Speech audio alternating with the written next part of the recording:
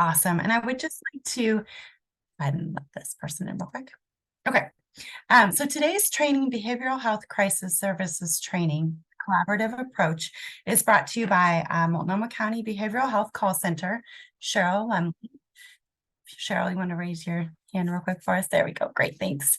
And Jackie Thomason, the Senior Director of Crisis Services with Cascadia Health. Jackie, thanks so much for being here. And Caroline Pope, the Community Engagement and Outreach Coordinator with Portland Street Response in the City of Portland. Thanks so much to all of you for being here. This is such an important topic. We really appreciate you taking the time to break this down for us a little bit. And without further ado, I will go ahead and welcome you to present. Thanks so much for being here. Great, thank you. I will put some slides up, so hold on one moment.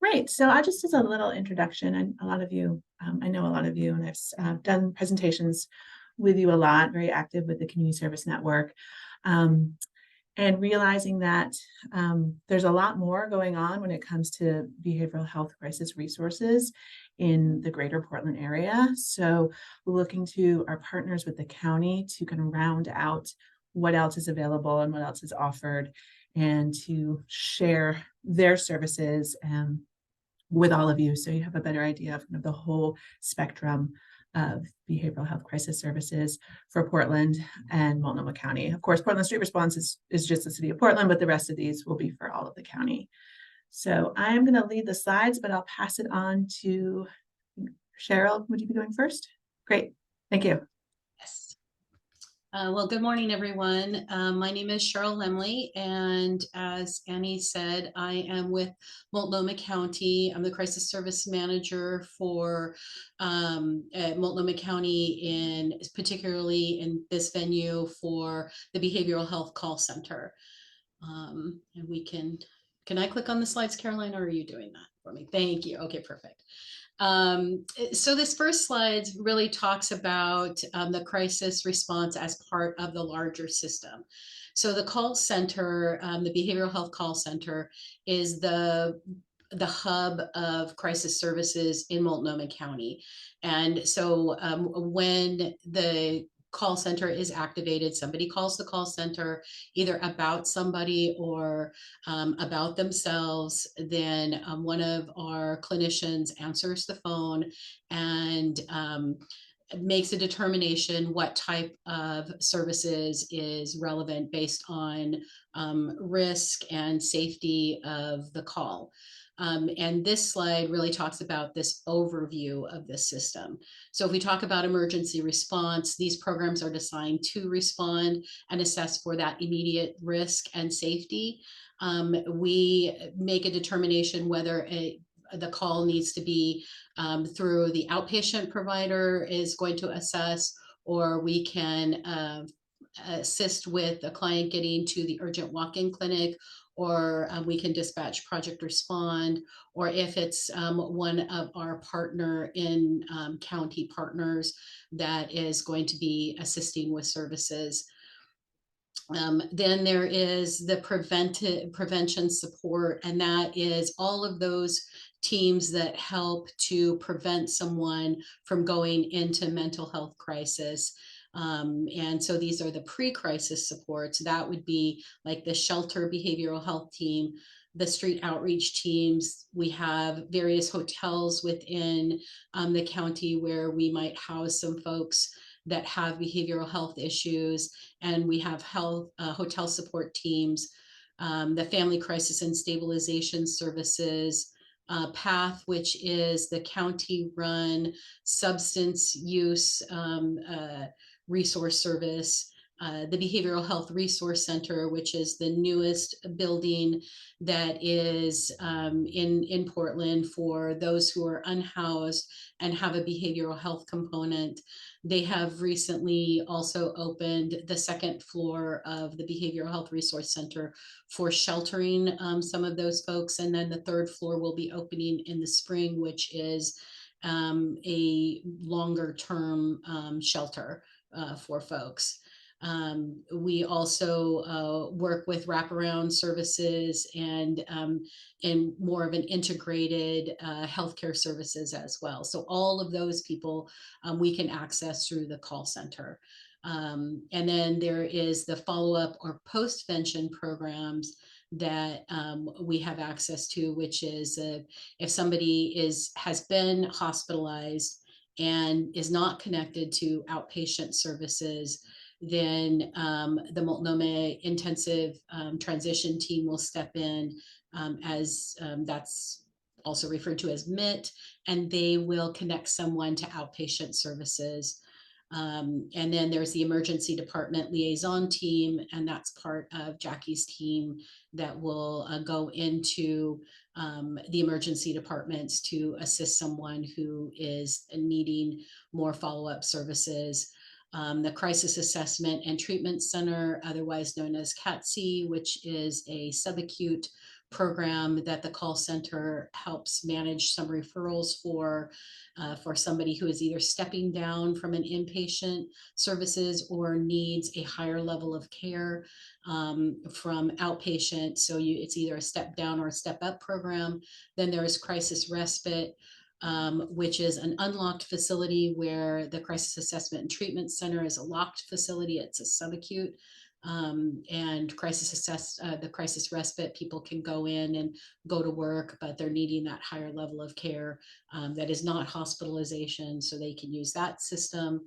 Then we also have post-commitment programs, peer services, which is really helpful. Those are folks who are identified as peers who have had behavioral health issues and can stand alongside someone who is experiencing a behavioral health issue to walk them through those follow-up and post-vention programs.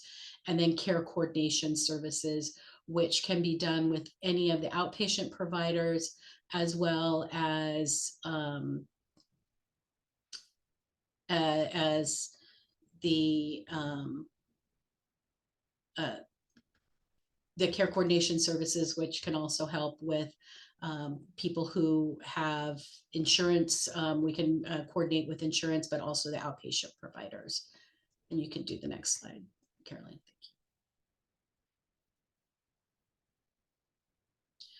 Thank you. So the call center,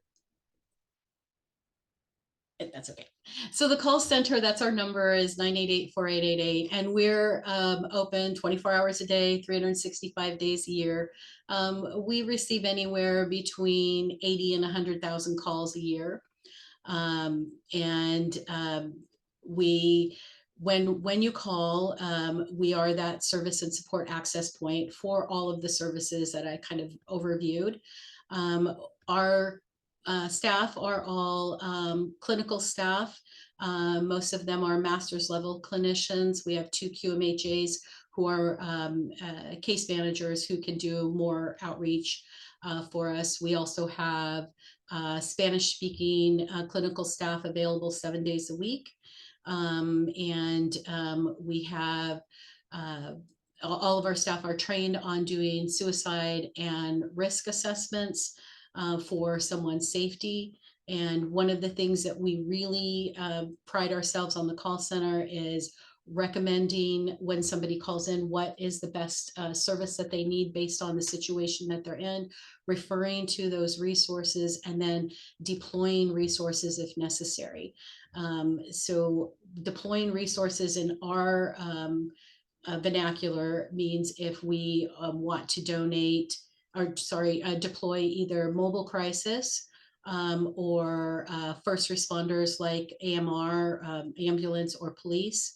And then we can also do referrals to Portland Street Response.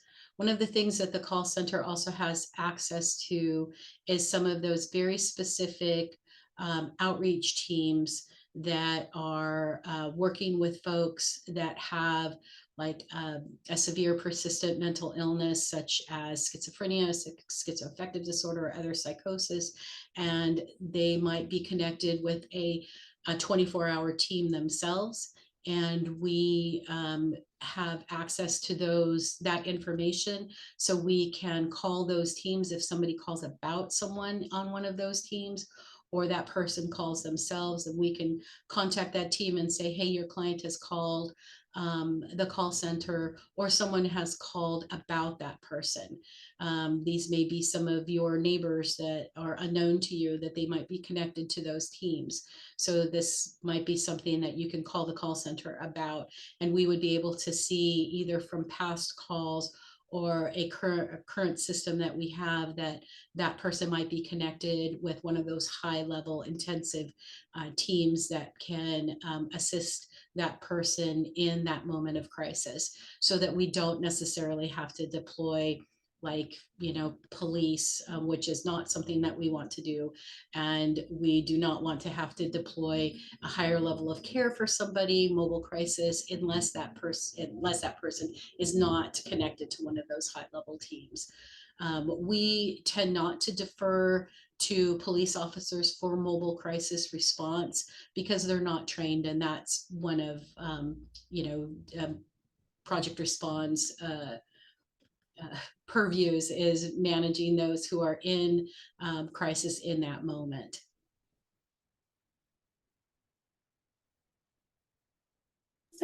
Just a question that's come up in the chat. I was wondering, someone was wondering if you all have a flyer or a printout with some of these on them, Cheryl, like just the crisis, this overview of Sure. in the last slide.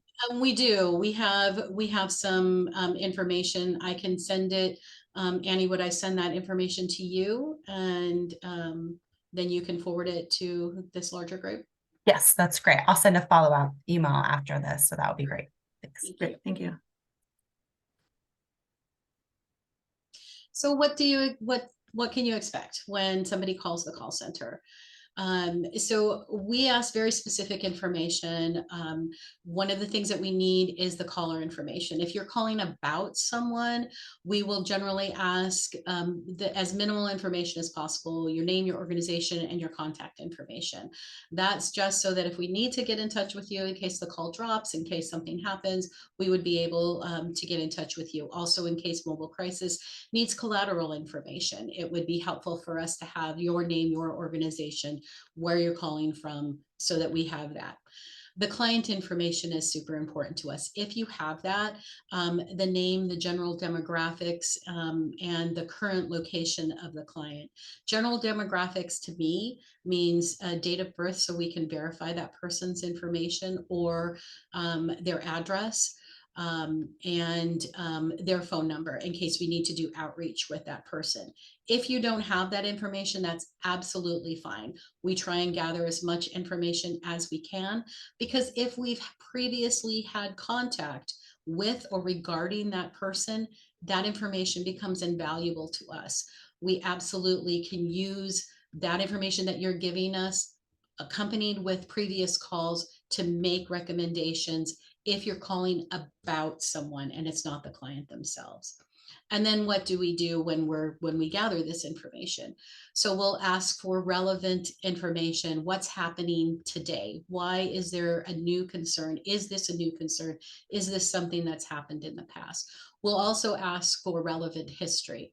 Relevant history for the call center would be someone who has had previous interactions with mobile crisis or with a call center, someone who's had a previous suicide or homicide attempt, or someone who might have lethal means. So those would be some of the things that we would consider relevant. We would not, even though we might take this into account, we would not necessarily consider all of someone's history of everything that's happened to them that might have been leading up to this situation as completely relevant, although it is relevant in the broad picture. We look at things as in more in the here and now. What's happening today? Why is it a crisis today? We do look at all of the collateral information. So maybe someone's been calling about someone for a week, and we could see that as leading up to a current crisis. So absolutely that stays relevant, but we really don't want to look at someone's childhood history as a point of relevance for the reason for the crisis today. We would really want to be focused in the here and now. We also review what we call either client alerts or crisis alerts. That is something that a provider, a mental health provider, will send to the call center. And then that will give us all the relevant information, interventions, what their current issues or behavioral health issues that are occurring now. Are they having addiction issues? Are they having a severe issue with depression? Have they recently been diagnosed with psychosis? All of that is relevant to those crisis alerts, and we have that information provided to us by a mental health provider, and also interventions that might be beneficial to my staff as they're taking these calls. We do try the very best we can to solve the situation on the phone as much as possible, and we're successful a lot of times. So solving the situation, and that might be and I can answer that question for you about the crisis alerts. But solving the situation might be safety planning with a person, finding out what it is that they need, connecting them with their already established outpatient providers, and all of that stuff can be available to us in our crisis alerts. So if you need a crisis alert, I can also send a copy of that to Annie, and then she can send it out to the larger group. It tells you how to submit it. They're done through email or fax. And all of the information about how to submit a crisis alert and the information that we are asking for is on the alert form itself. And so I will also send a blank copy to Annie, and she can distribute that to the group at large. One of the other things that we do in our assessment is a suicide risk assessment, which is the CSSRS, and the CALM. And the CALM is an assessment for lethal means. So a suicide risk assessment, we use the Columbia scale. And what that basically says to somebody is, have you had any thoughts of going to sleep and not waking up, or wishing that you were dead? And based on their answer, have you had any thoughts of ending your life? Have you made any plans to end your life? Then based on what their answers are, that tells my staff, based on these answers from this person, they need to either get to the walk-in center, we need to connect with their outpatient provider, we need to dispatch mobile crisis. It will help inform our staff on making those decisions. And the CALM is that access to lethal means. Of course, the most lethal means for anyone is a firearm. So we do ask questions. If somebody is saying that they are having suicidal thoughts, we will ask questions about any form of lethal means, specifically if they have a firearm, if they've been gathering medication, which is the second most popular method of suicide in the United States, and then other forms of lethal means that are in that form that our staff will ask about lethal means. And then we will safety plan with that person to ensure that they can stay safe until we can get them to a higher level of care or help to them. And then the last portion is the plan, or the safety planning and follow-up. Again, we try to safety plan with that person.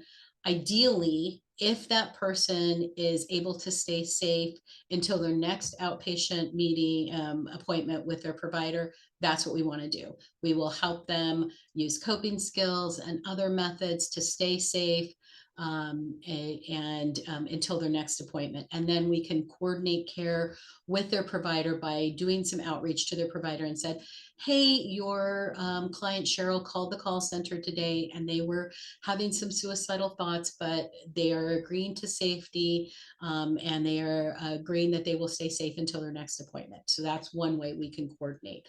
And another form of safety planning might be taxiing the person over to the urgent walk-in clinic. So we would get them over to the urgent walk-in clinic where they would have a face-to-face assessment with a clinician today, and hopefully get a higher level of care or whatever care that they needed right then. Another method would, of course, be deploying a mobile crisis. There are two ways to deploy mobile crisis in Multnomah County. One is by a police officer asking for a mobile crisis to come out because they're with somebody who is experiencing a behavioral health crisis, or by calling the call center. Those are the two methods for getting in touch with mobile crisis. And part of that safety planning is having access to that level of care. And then any follow-up plan that we can do, like with the client, if they're able to stay safe. If you're feeling like you cannot stay safe or things come up for you again, please call us back. So that's part of our follow-up plan with that person, making sure that they recognize that they have access to the call center 24 hours a day, 365 days a year. They can call whenever. And then, of course, that recommend, refer, and deploy those services as necessary. Did I answered that question, right? The chat one. Okay. So this is the crisis alert system that I was talking about, and the crisis alerts really do talk about the demographics, which absolutely important because there's a lot of commonality in names, and we have found that out. And so it's really important that we are able to send help to the most up-to-date information that we have, especially when it comes to someone's address. If they're unhoused, then whatever their location is, we know that there's a lot of folks that are unhoused but tend to stay in and around the same neighborhoods and that may be experiencing a mental health crisis.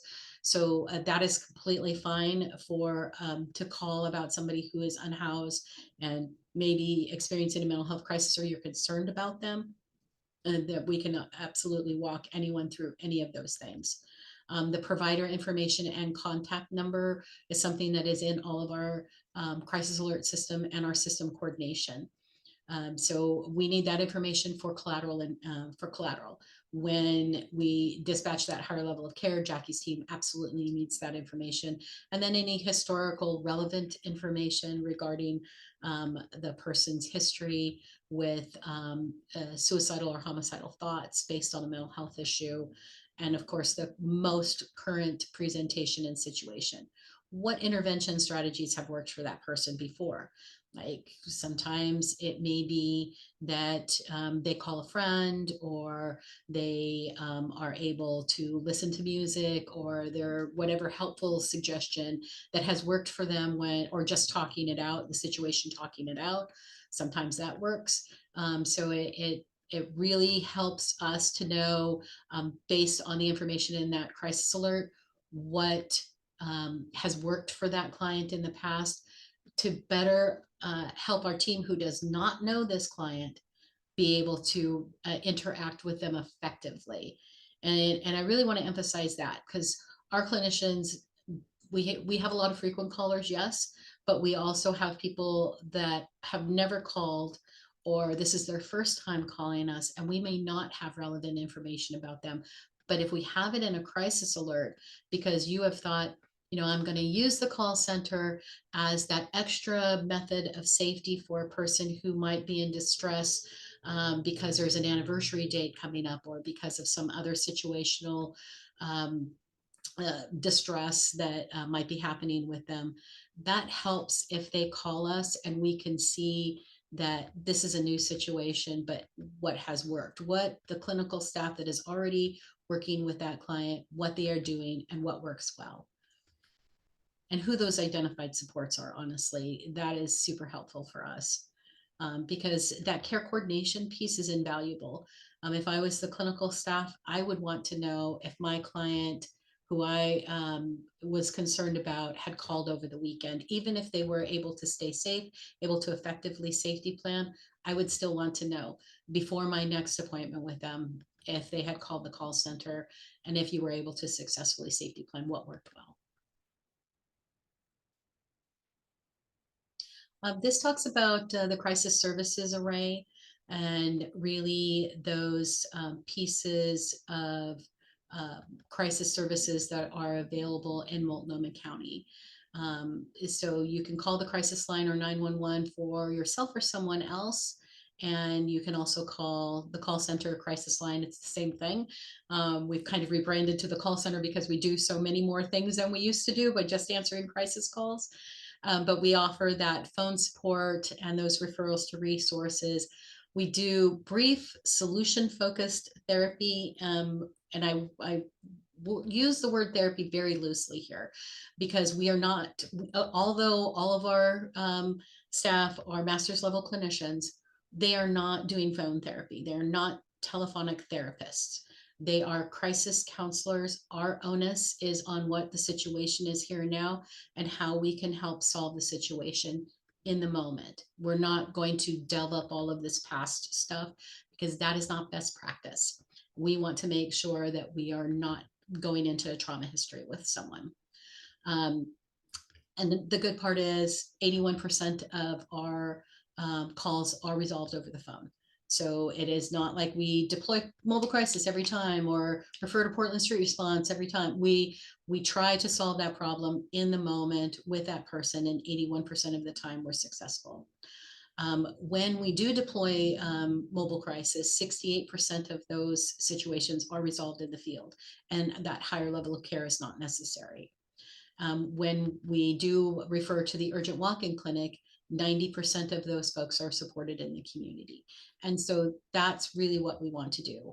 And then also that follow-up plan. We want to make sure that that there is next steps with someone. If they are not connected to services, we want to help them connect with services. We have a ton of resources, access to both Trillium and Care Oregon resources and their CCOs and their database, so we can see if they're connected.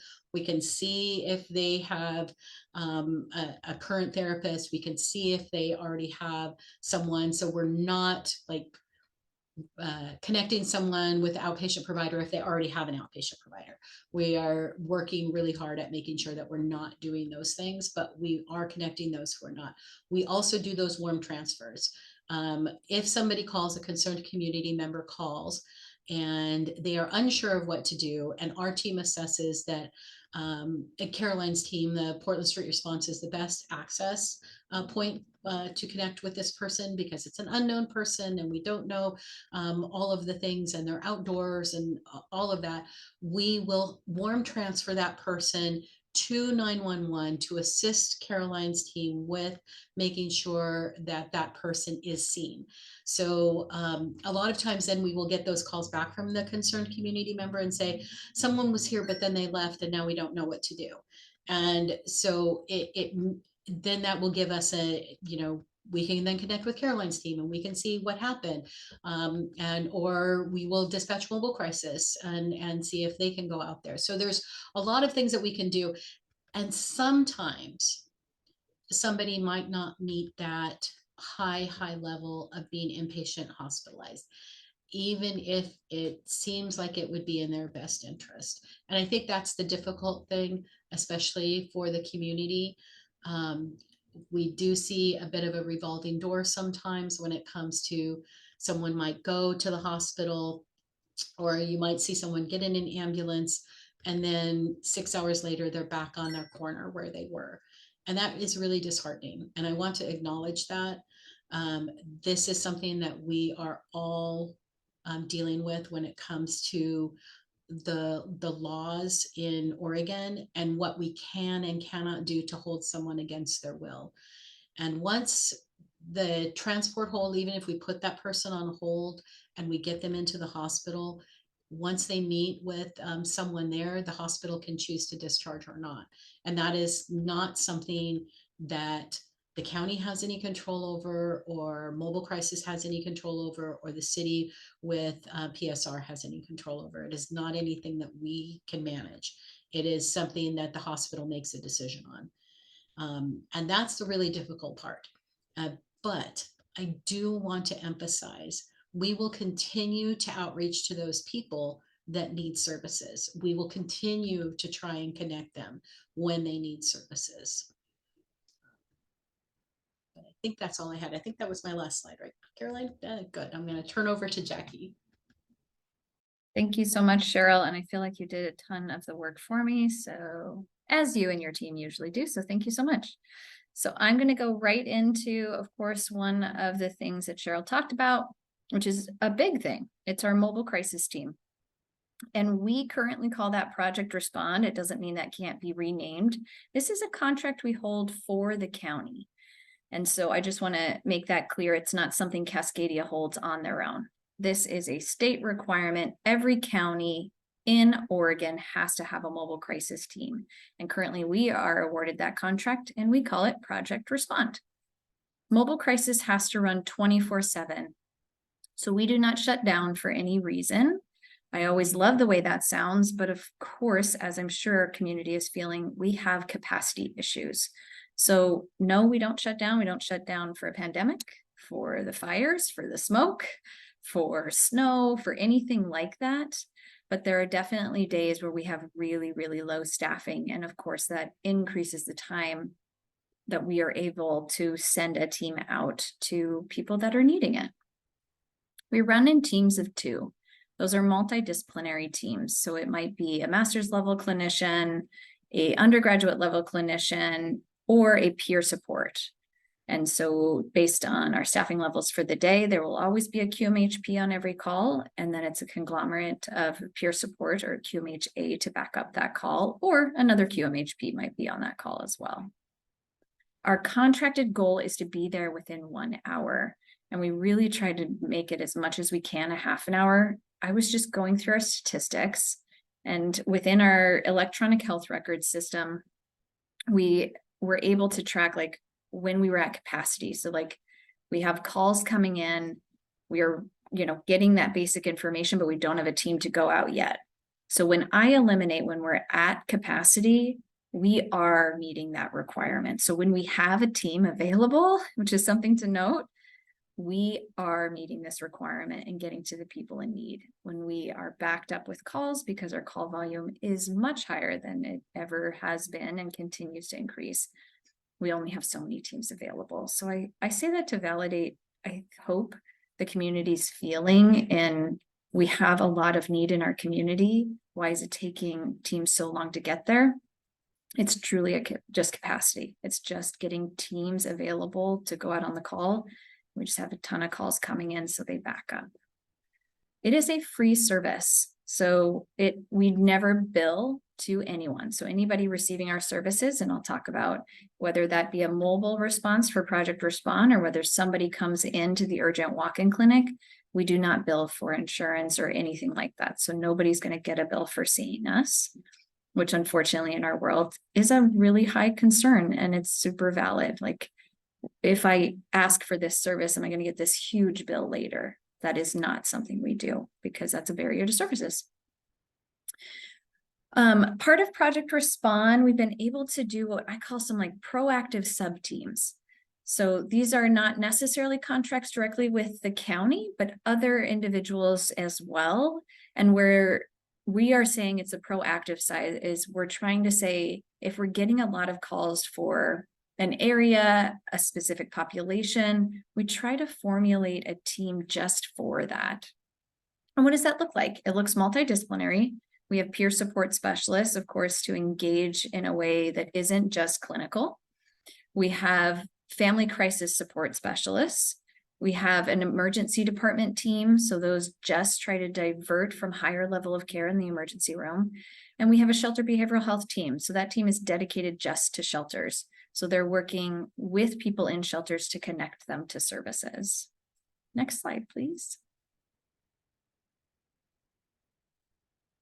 And because everyone asks, and I'm not going to go too deep into this because wonderfully you have Portland Street Response here, but we've just tried to kind of side by side highlight what the differences might be that would help people understand them a little bit more. We have different jurisdictions. Because Portland Street Response is embedded in the city department, of course, they have a city jurisdiction. So it's Portland City. we have to represent all of Multnomah County because we're contracted with the county. Who'd have thought? So we can see anybody and anywhere in Multnomah County. So that's out in Troutdale, that's Gresham, that's here in Portland, all of those areas we go to. And there's no restrictions on where we go. We can go into residentials, we can go outside, we can go to tents. There's no restrictions on that. We do run 24/7, as I stated before. We only get our referrals in two ways, as Cheryl said, but bears repeating. We put the majority of our referrals through that crisis line. And then also law enforcement can call us. So when an officer is out on a call, because it went through 911 for whatever reason, and they're starting to feel like there's a mental health component they want some support in, they can dispatch us out to that call as well. Again, multidisciplinary teams. And really the distinction is we're going on those really high level acuity calls. So everybody's like, what calls do you go on? We go on where it's risk to self or others. And we're asking questions, and Cheryl's team mostly is asking those questions around what risk are you seeing there? We do go on calls where weapons have been known to be present. And we do go on calls where violence has occurred or has occurred in the past. So if that, it's always such a sad thing to describe what this looks like, but I think it's really helpful of when we're kind of talking about PSR and Portland Street Response and Project Respond, we're talking about those high level calls where there is a mental health component that we're trying to address with somebody. Again, any location. Another distinction is because we're part of the county, we have this lovely requirement of doing involuntary holds, which in our county we call director's custody holds. And so that, as Cheryl had mentioned, is so it's our civil right to decide what care we do and do not want to a certain degree. And we have to really prove why that's happening, because of course we do. We're taking someone's civil rights away. So when somebody is refusing care, it's a pretty high bar, of course, to say, you no longer get to choose because unfortunately you've met this criteria that says maybe you're not in a healthy enough state of mind to choose the care that you would if you were in another state of mind. So we need to look for more stabilization services for you to try and get to that level to see what we can do to proactively support you. Next slide, please. So our urgent walk-in clinic. So this, I'm very visual, who'd have thought? When we were talking about mobile dispatch, again, it looks very similar to walking into this clinic, and that's on purpose. Like the county contract did that on purpose. So if somebody can't come in for services, we want to make sure we go to them, and vice versa. I don't know how many times I've been on a Project Respond call, and it feels really invasive to the individual. The majority of calls we are going on for mobile crisis, we are not being called because the person asked us to. It's usually somebody, family member, friend, concerned community member that's calling on someone else. So really, we have to be really thoughtful in that we're coming into someone's space unannounced. And so that's pretty unique. And sometimes part of what Cheryl's team does really well is saying, if you don't want somebody to go out, maybe you would go in for services. And so we have services open 7 days a week at this clinic. It's over there on Southeast Division. So wonderfully, it's right off one of the bus stops. And right now we're at reduced capacity. Normally we run 7 days a week, 7 a.m. to 9 p.m. Because of our world and staffing concerns, we've tried to make it really consistently 9 a.m. to 9 p.m. 7 days a week. Again, just like mobile crisis, I should have highlighted this more. There's no age restrictions. So unfortunately, we've seen younger and younger kiddos and up to 90 plus years old, but it does not have a restriction on age. It's also a free service, and part of that is also to provide follow-up services. So whether we're doing mobile crisis or somebody coming to the urgent walk-in clinic, we try as much as we can when somebody's open to that to provide follow-up care. And that can look very different depending on the person. Sometimes it's, I'm going to come back because this was a really good conversation. I feel supported now in my safety plan, but to get ongoing services, I need to sign up for insurance. And so sometimes they'll come back and sign up for insurance. Sometimes it's like, I think tomorrow would be really helpful for a follow-up phone call. And then that's what we're doing. So we say follow-up services because they're really unique to whatever the individual needs and what feels supportive of them. Next slide, please. Oh, back to Cheryl. That was easy. Let me know how I can support you, Cheryl. Sure. Let me speak a little bit about the Behavioral Health Resource Center, which I alluded to earlier, which is the newest county behavioral health and supportive environment. This specifically assists those who are unhoused and are needing behavioral health support. They are open daily. 365 days a year, just like the rest of us.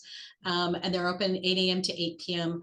They currently have a queuing system where they allow a particular number of clientele in at a time. And that's when it first opened a year ago, you all might have heard about how there was like a lot of people waiting outside and trying to get in. And there was some chaotic situations happening at the BHRC, but this queuing system seems to be really working, supporting the clients in a trauma-informed way as they are going there seeking resources.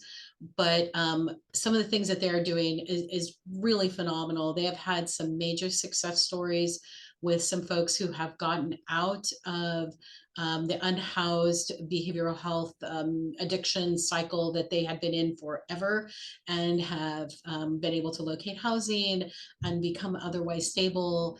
So it's just been wonderful. But one of the things that they have, or some of the things that they have, are obviously listed here. So peer support, which is invaluable when you have somebody with actual lived experience that you can speak to. That is amazing. And really peer support is what's growing faster than anything else in the county. I think that's a really invaluable system. Restrooms, showers, laundry, computers, lockers. They also have some nursing care that they can do there with some basic wound care for folks who might need that service. And then really a safe, warm place to relax. Is there another follow-up slide on this one, Caroline? I don't remember if there is or not. Oh, this one's Lines for Life. But I can talk to this too. But as far as the BHRC, they are the shelter. The second story is, yeah, they do serve snacks. It's not like Blanchet House where they serve meals. It's not like that. They have snacks there, and it is a low barrier shelter. They actually welcome pets and things like that.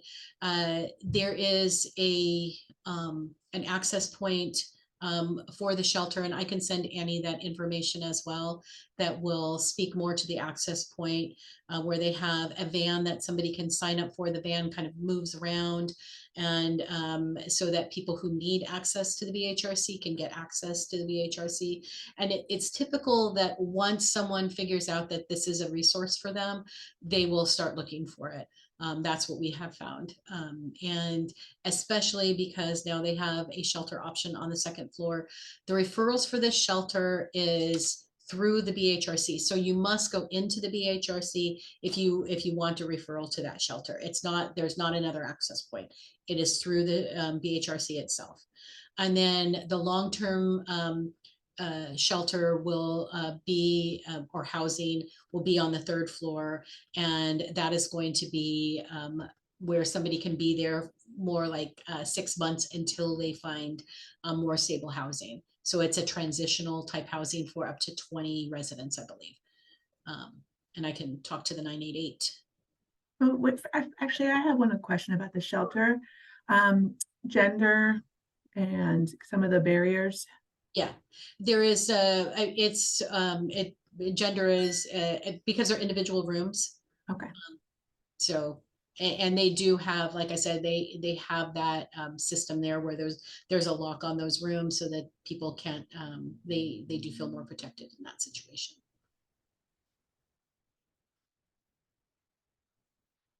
Did anyone else have any other questions related to the shelter at the BHRC?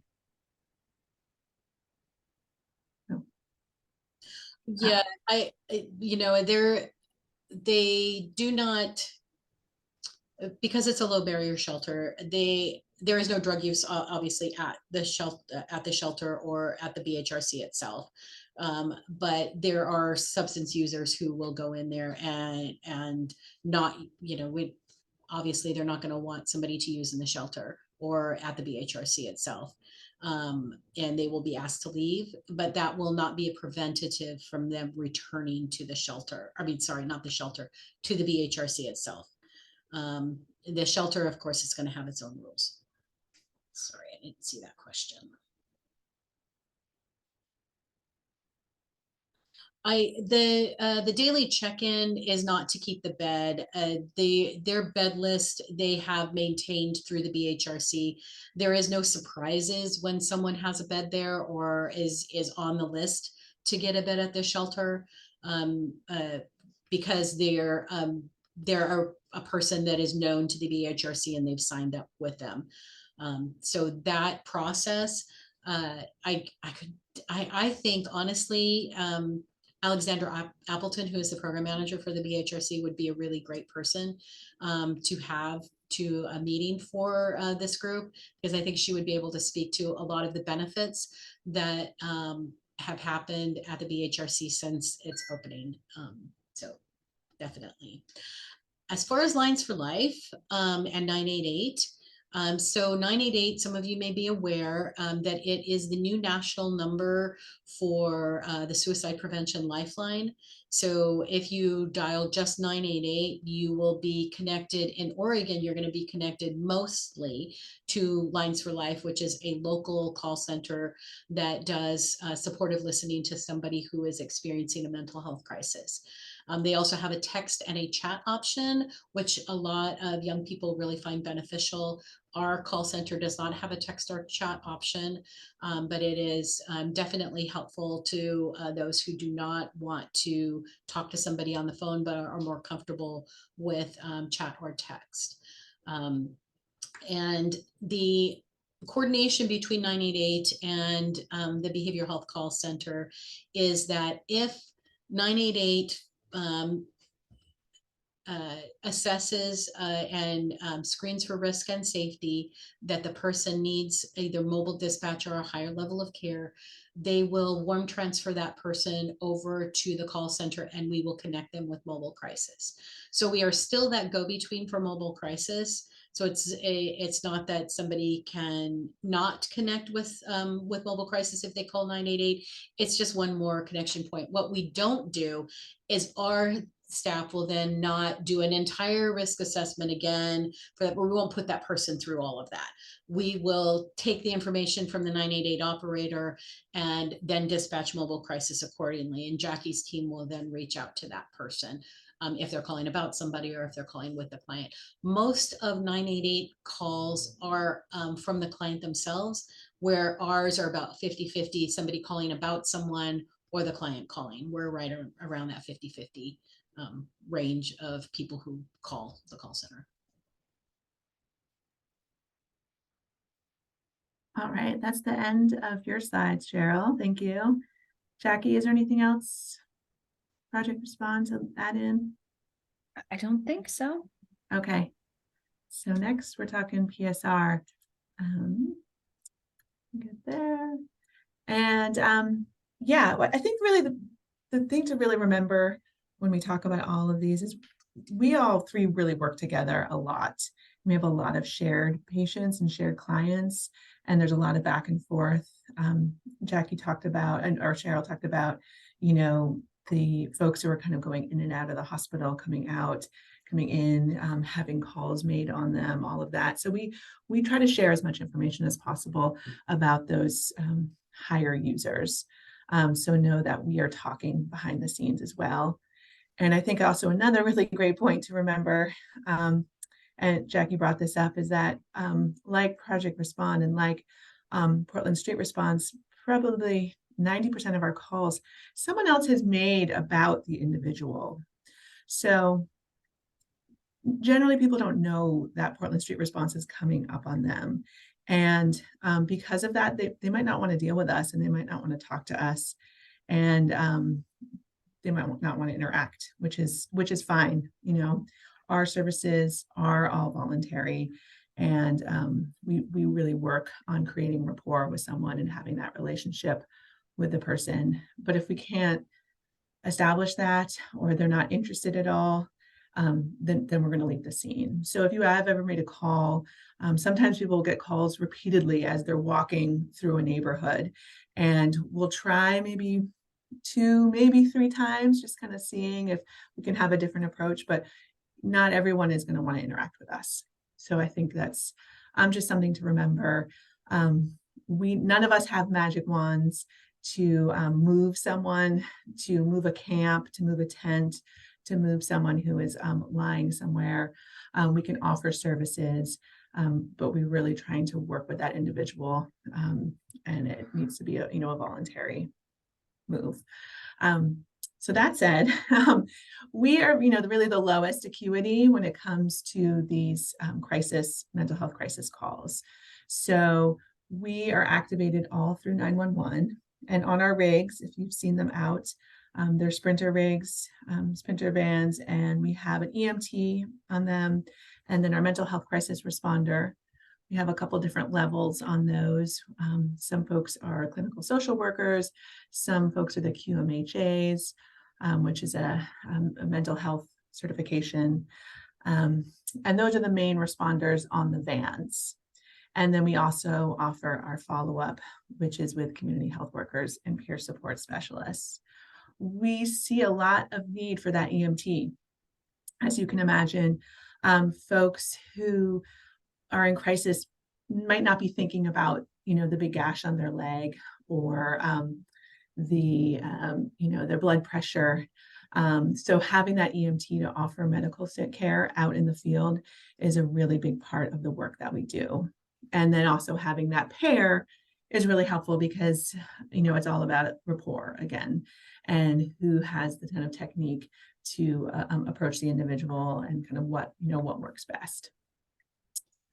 So we are really strictly activated through 911. And when PSR, Portland Street Response, first rolled out, there was talk of using the non-emergent line, and you can still access us through the non-emergent line, but really 911 is going to be the most effective way. I answer the PSR info emails. People think they could email us. We can't. It's all going to be through 911. So easy to remember there, but also a lot of barriers for folks to call 911. It can be scary to call 911 if you never have. We've been so drilled in to know consider what is an emergency and what warrants that type of call. There's also a lot of fear about police showing up for calls, or, suddenly maybe 5 fire trucks are going to show up and that's going to be a big commotion. And I don't want that in my neighborhood.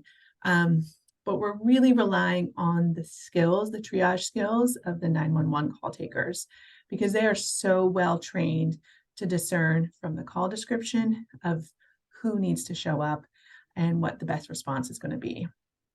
So as Jackie pointed out, we can't go inside buildings at all. So we are responding to calls that are outside, out in public. And sometimes there might be an incident that is inside and you can kind of work it outside, or if someone is on like a porch or in a patio, something like that. But we are really only for outside calls, and no weapons and no traffic. So we do a lot of our calls, as you can imagine, are folks who are houseless, but then a lot of people who are just spending time outside. We have a very active website where you can see where our calls are, where they're located. We have a map, and you can see where our calls are. We do a lot of calls, of course, downtown and then in East Portland, but we serve all of the city of Portland. So something's going on, 911. You can either request Portland Street Response when you call 911. BOAC is the Bureau of Emergency Communication. That's our 911 system. So you can request Portland Street Response, or again, they can discern from the description of the call that we would be the good fit, or that we have responders who are available to come out. So right now we are responding to calls between 8 a.m., 10 p.m., but we're very short-staffed. We have a short or a smaller staff that's available on the weekends. So response time could be longer, or there might not be teams that are available to respond. If that is the case, and it would be still something that would be activated by a response, then 911, the dispatcher would explain that and would say PSR is not available. We might send the police to come out, for instance. If you didn't want the police to come out, if that was a real concern for you, you could cancel the call. So just to know that.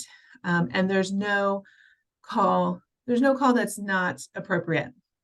And if you have any fear about calling 911, or it's scary to you, that you don't think it's a true emergency, this is how our system is being set up right now. And this is the system that we're using to activate this.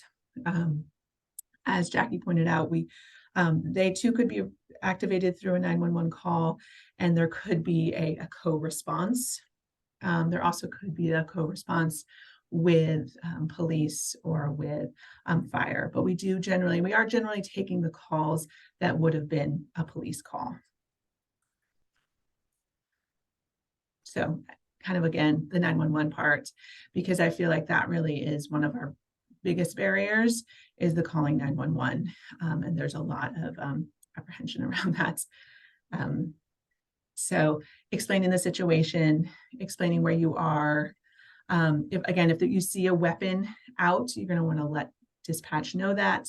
But that's like a weapon being brandished. Many people who live on the streets often have weapons on them, but it doesn't mean that they're using them. But they might have a knife in the sheath on their side. But if you don't see a weapon out, then you don't need to mention that. Again, we don't respond to calls that are in traffic because we don't have lights and sirens on our rigs.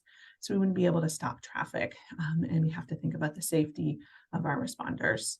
But explaining the address, explaining, if someone is walking and moving around, you could let them know, we're calling about someone. They're walking northbound on 122nd. They're wearing a red sweatshirt, things like that. So just explaining the situation of the caller. And then they will take your phone number as well. So if there's any follow-ups, if they're trying to find, if the folks in the rigs are trying to find the individual, they might call you to see if you still know where the person is. But do know that once we respond to an individual, we then follow HIPAA privacy rules. So we're not going to let you know necessarily what the outcome of the call is. Once we've responded, that's going to be private. We definitely embrace trauma-informed care, and we're trying to bring trauma-informed care into the emergency response system. So that's something that we talk about in the mental health world a lot, of course, in the social service, in the community world, but it's not something that's generally been a top priority in emergency response. Trauma looks different, and that word means different things when you're talking about ambulances and fire trucks. So we do try to bring that in to the approach and bring in just that level of compassion into all the work that we do. We also know that a lot of the folks that we're coming and responding to may have a lot of trauma around first responders, and maybe they've had people call on them quite a bit. Maybe just seeing uniforms, seeing the ambulance, police, the fire is, it has trauma for them just from past experiences. So we try to really imbue that into the work we do. We, our uniforms are pretty casual, hoodies, jackets. We're not armed. And we're really, again, trying to connect with people as much as possible. So these are our main types of calls that we get. And that would be the majority of the calls. We do a lot of, someone, it may be substance use, it may be mental health, it may be a combination of the two. And we're really focusing on those low acuity crisis calls because we don't do holds or the director holds that Jackie was talking about. So that's not something that we provide. So everything, as I mentioned before, has to be voluntary with the client that we're working with. They have to want to work with us. If we offer going to the hospital or seeing any sort of provider, it has to be a voluntary move. We're not going to do anything beyond that. So we can set up taxi rides to the ambulance if need be. Again, we'll do that first aid and wound care as much as possible out in the field. We do, if it's the right time of day, we do a lot of arrangements for shelter stays. We have access with the shelter line, so we'll try to get someone in. It can be tough if it's later in the day. Really, to get into a shelter, you have to be pretty much on track by about 3 o'clock to make that work. So I think it's good to remind people that not everyone wants to go to a shelter, and B, there's not necessarily a shelter for everyone to go to. So depending on what they call their activities of daily life, if they can, if they're in a wheelchair, it can be very hard to find shelter for people. So we do the best we can, and offer services as much as possible, and then also connect them. Oh, you can go get a meal here. Oh, you could get a shower here. Let's get you some clothes, things like that. So our follow-up team, our aftercare team, is what makes our program here in Portland pretty unique. It's made up of peer support specialists, so folks who have lived experience of either houselessness or substance use or mental health issues, and then also community health workers. So it's activated through that initial response call, and then we always offer follow-up support, either right then and there if we have staff available, or it might be later in the day or the next day. And that means these folks are going to come out and talk with the individual and see about, again, this more short-term case management, looking for maybe a longer-term shelter, getting on lists for like the Safe Rest Villages, getting back on their Oregon health plan, maybe even going to appointments with them, things like that. So all of those things is always important in person. Yeah, Annie, all of our services are in person for those. I think that, the community that we're working with, oftentimes that's just the way to do it. And it can really be hard to actually locate people at times. It's a community that maybe phone numbers and phones shift through a lot. So maybe we go and try to look for them directly at a spot, and we'll try a couple times to find them. Maybe we try to get them a phone too. That might be part of it. A lot of that connection. So we have that follow-up support with them. That can be really helpful, making those referrals. Again, being an advocate for someone, maybe, getting up early with them and getting them to Hooper, maybe getting them again to the clothing closet so they can make sure that they have the right clothes, maybe making sure they have the right mobility device. All of that stuff we do with our follow-up support. And that follow-up support team works very closely with a number of agencies, Aging and Disabilities, Veteran Services, Insight Alliance. Many, many different partnering agencies they would work very closely with until we can find someone who's going to be maybe a better for a long-term case manager. And that would be the ideal fit, because there's really only so much kind of that we can offer in that scope.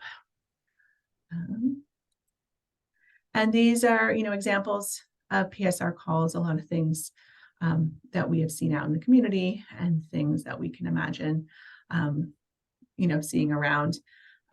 We do a lot of calls on someone, welfare checks for people who are down. Seemingly, you can't tell if someone's conscious or not. Those calls are much more often in the hot summer. We see a lot more of those. Our calls are very higher in the summer because there's just more people out, I would say. We also have, I'd say, the fluctuations with our calls are around commuting times, just because more people are kind of out and about and seeing people on the streets or seeing behavior that they're concerned about. And then in the hot months, of course, we're trying to do extra, people are more alarmed if it's 100 degrees and someone's lying fully in the sun. And same with more extreme weather on the cold side as well. So yeah, lots of, inappropriately dressed, naked calls, things like that. We do get a lot of calls like that. And we all average about 650 calls a month. We went citywide. We're coming up on 2 years ago, and we were in a staffing hold for a while, so we weren't able to expand. That's been lifted, so we are hiring right now, hoping to expand the hours that we can provide care to, and just having a more robust team so that there wouldn't be as much of a hold time when people are calling. We have 6 rigs altogether, and on the weekends we probably only have about 2 that are out in service. That's what they look like if you've seen them around. Again, we're really taking those calls off of the police queue. So they would have been police calls, but we are responding to them. And that's it for my slides.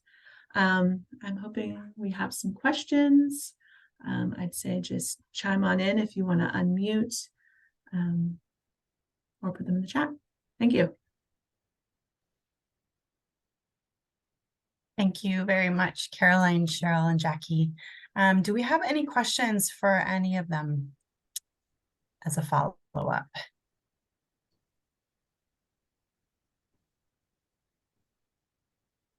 I know I gained a lot more clarity around all of this. It's such a complex kind of trifecta of systems. And just super appreciate the work that all 3 of you and your agencies do.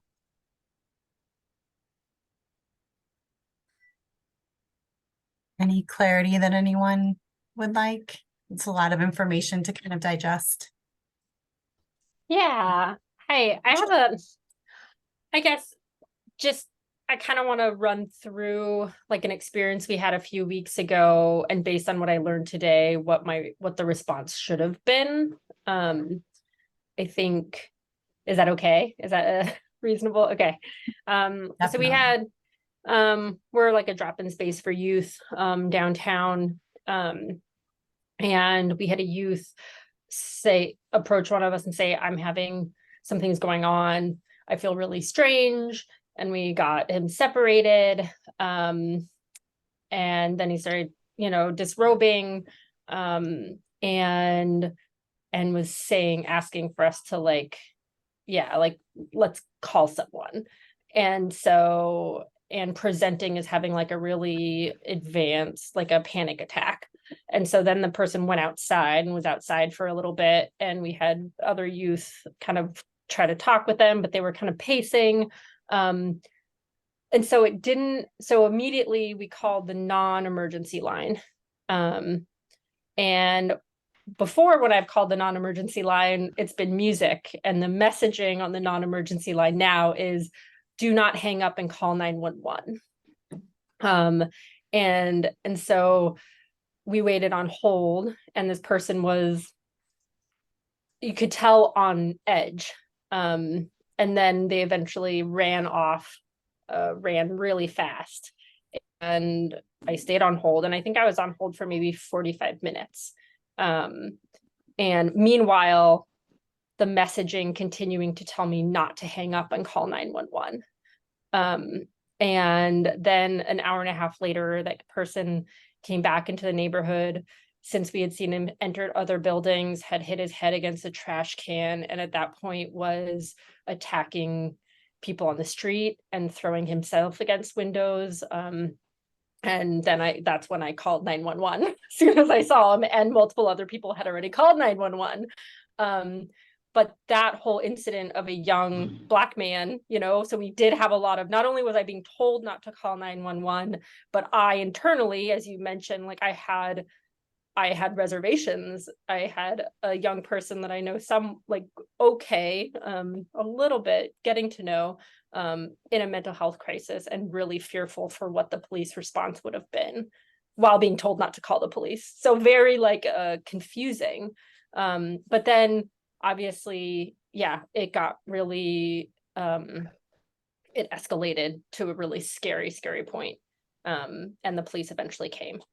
And so I'm wondering, what could we have done differently?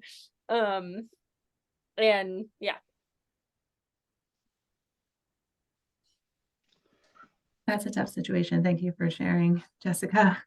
And that's really the frustrating thing. It really sounds frustrating being on the phone there and waiting. I would say, I mean, Jackie, would you say this is would be a call for Project Respond? I mean, you could have called 911, I think, directly, and then explain the situation, and from there they would triage to either Project Respond if the caller was inside, or potentially to Portland Street Response for a more outside call. Yeah, I would only mirror that. Jessica, I would urge us to call the crisis line and just say, I think somebody who's, even aware enough to say something is not right, and I think I'm going through it. I would call the crisis line and get Project Respond out there. And Caroline, hopefully you agree with this.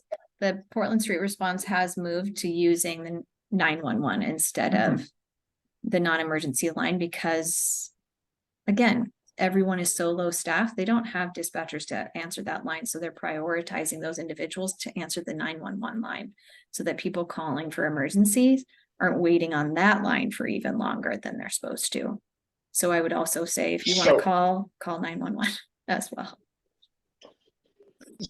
So PSR, is that like the new, like, so I used to live in Eugene, Oregon, and down there PSR, Portland.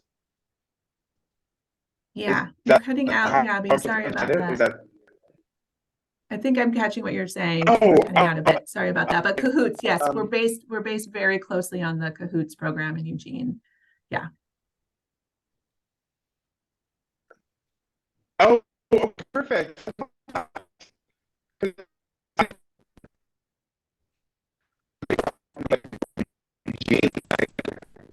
All of us used, Cahoots over the police, and it's great to. Am I still cutting out? Yeah. I just stated, Gabby, sorry, you're cutting out a bit. If you want to put your comments in the chat, maybe that might, or there you go. Maybe turn off your video. We'll try that. Okay. That's better. Go for it. What I loved about Cahoots, okay, perfect. What I loved about Cahoots in Eugene is that, a lot of people knew to use Cahoots over police, like, and created, or at least the judicial system created community court,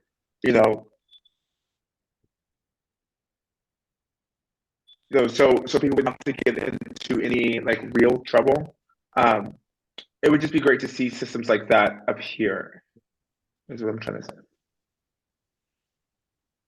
So yeah, thank you guys for telling me about this, because I would like to, for future reference, I would like to call the PSR versus to cause any more trauma to those individuals who may be disrupting the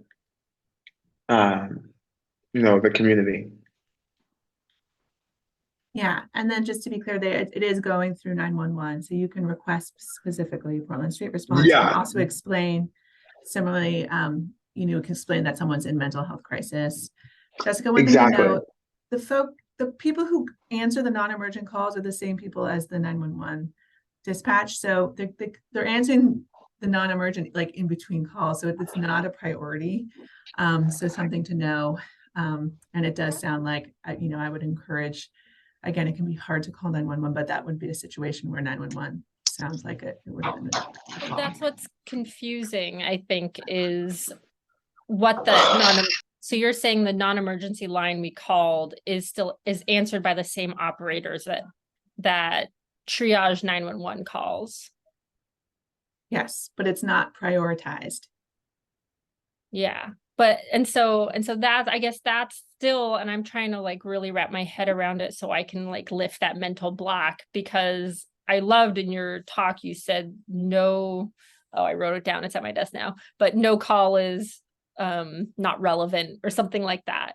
But it's very confusing when, you know, we don't, in retrospect, I saw that it escalated, but at the beginning of the incident, it could have gone either way, you know. It wasn't clear that it would have escalated to that extent. And so I'm curious, yeah, that messaging is no call is not relevant, yet while being on the non-emergency line, they're telling you not to call 911. Yeah. Yeah, I didn't know that was the messaging on there. That seems very confusing. They tell you you'll lose your place in line and you'll only get redirected back to that line. And so if you guys have any, you know, if you can speak to power, I think that makes that it's very confusing. Yeah. I'm going to follow it. I'll look into that. Thank you.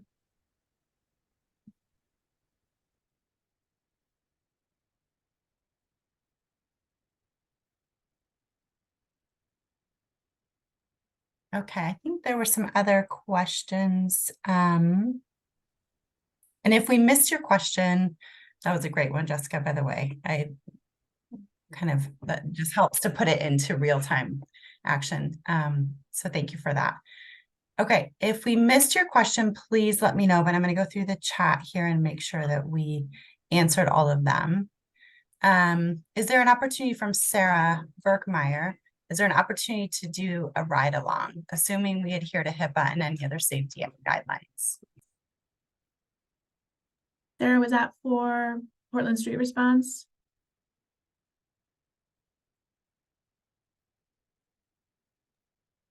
We can answer for both. Sorry, Yeah. no, it was just in general for like Project responders or Portland Street Response, actually. Mostly just any of the teams that go out and respond in person to the crises that are happening. And whether it's, you know, I'm a City of Portland employee, so I don't know if that would make a difference. I also have a mental health background and have a master's degree in counseling. I don't know if that would make a difference as to who might qualify to be able to go on those calls. I know there's a lot of privacy around those, but it would be really helpful, I think, for people to actually see what's happening in the moment and how the response looks, if there's that opportunity for that. I can speak for Project Respond. The short answer is no, for the reasons that you stated. It's also because we have required trainings before somebody ever even goes out on a call. So, and I would say it's threefold. Like, could we work it out? Yes, but we also have capacity issues with training. So we're prioritizing getting new individuals trained over people wanting to see what it's all about. In a perfect world, we hope to fast forward from this kind of feeling like always in flux of people getting into crisis services and then leaving just anyway, it just happens that way. And so we're just prioritizing the people that we do have to train the staff that we are. But if we fast forward and that's available, we totally get it. Like, to see it, we want to show that, so that honestly, selfishly, we don't have to try to explain it to a lot of individuals that want to know, which is understandable, but we just don't have the capacity right now. Yeah, makes sense. Thank you. Yeah, it's not really a straightforward answer, I'd say, for us either. Generally, no, just because of where we're at with capacity and calls. But I do know that for certain agencies and the work that they do, kind of the benefit of that as well. So, you know, Sarah, we can talk more about that. I know you're in the biz. Thank you. That sounds good. Yeah. Awesome. Any more questions for any one of the three presenters or anyone on the call related to this topic? Okay. Awesome. Awesome. Well, I'm sure if there are follow-up questions, anyone of our presenters would definitely be interested in responding. And I will share the slides from today as well as the recording once it uploads. So it probably won't be until tomorrow morning. But I just want to thank our three presenters, Caroline, Cheryl, and Jackie, so much for being here and sharing time and knowledge with us today. We appreciate all of you and just appreciate all of the work that all of you do day in and day out here for our Greater Portland community. Thank you so much. And if there aren't any other questions, we will go ahead and close out. Thanks for being here today. Take care. Thanks for having me.